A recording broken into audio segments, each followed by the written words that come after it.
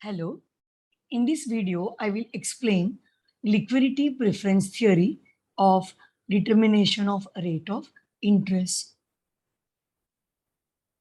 This theory is based on Keynesian motives, which I have explained in my earlier video of Keynesian theory of demand for money. Please refer this video to understand this slide in detail. There are three motives to demand for money according to Keynes. LT, transactions motive, LP, precautionary motive, and LS, speculative motive, demand for money.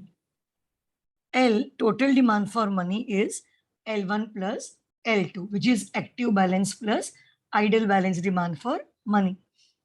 Now we know L1 is income determined. It is function of income. That means relation is positive. As income will increase, L1 will rise with that. L2, which is equal to only one motive, LS, idle balance demand for money, L2, is function of I, that is rate of interest. So at low rate of interest, people will like to keep more money idle. Total demand for money, L, is function of income and interest rate. Total demand for money, L, is L1 plus L2, right? Of this, L1 is function of income and L2 is function of interest. So L will depend upon both income and interest rate.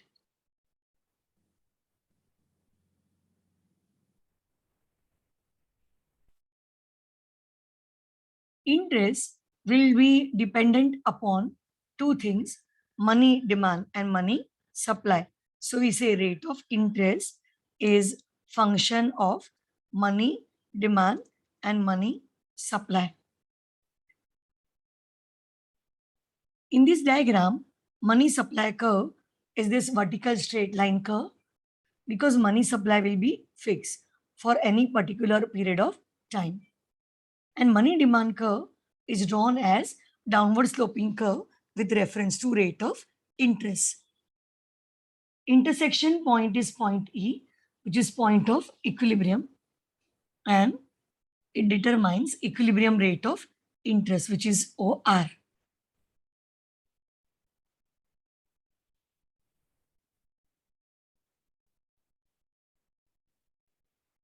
Now, whether rate of interest, we will see whether rate of interest will remain same forever or whether it can change. So we say rate of interest cannot remain constant forever. Changes in rate of interest are possible. These changes will happen because of money demand and money supply. Money demand will change here and we are assuming money supply to be constant. So money supply curve is vertical straight line. We'll keep it as it is. Money demand curve is MD curve, original money demand curve, which we are showing is MD. So E becomes point of equilibrium, where R is equilibrium rate of interest. ये original situation है. Now we assume that money demand बड़ा है with money supply constant. Increase in money demand will result into shift of money demand curve to right. So accordingly, new point of equilibrium is E1 and new rate of interest is R1. So what happened with increase in money demand?